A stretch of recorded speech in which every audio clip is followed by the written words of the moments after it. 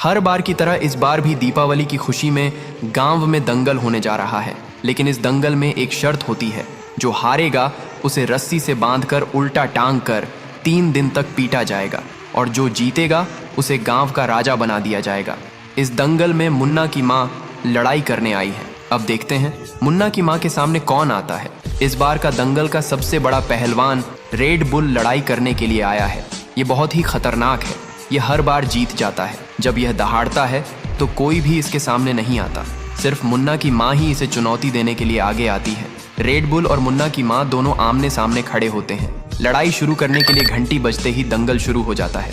Red bull बहुत ही खतरनाक था। उसने मुन्ना की माँ को ऐसे उठाकर पटका कि वहीं पर उनकी मृत्यु हो गई। लेकिन छत पर से मुन्ना दंगल देख रहा था। अपनी माँ को मृत्यु और घायल होते देखकर उसने छत से छलांग लगाई और अपनी माँ के पास आकर कसम खाई, माँ मैं तुम्हारा बदला जरूर लूंगा रेड बुल से।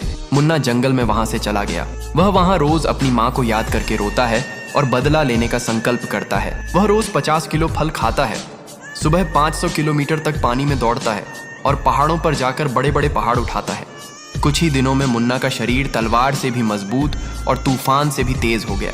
1 साल बाद फिर से दीपावली की खुशी में दंगल होने जा रहा था। मुन्ना अपना माँ का बदला लेने के लिए 1 साल से तरस रहा था। अखाड़े में वही रेड बुल फिर से दहाड़ रहा था। उसके डर से कोई भी उसके सामने आने की हिम्मत नहीं कर पा रहा था। तभी अपने माँ का बदला लेने के लिए मुन्ना अखाड़े में आता है। अब मुन्ना इतना ताकतवर था कि अकेले ही 20 आदमियों को हरा सकता था। लड़ाई के लिए दोनों आमने सामने होते हैं। मुन्ना रेड बुल को पकड़ता है, अपनी माँ को याद करता है और ऐसे पटकता है कि रेड बुल वहीं पर मर जाता है। फिर मुन्ना बोलता है, कोई भी अपनी माँ से सच्चा प्यार नहीं करता। अगर करता तो मेरी माँ के लिए कोई एक लाइक और सब्सक्राइब तो जरूर करता।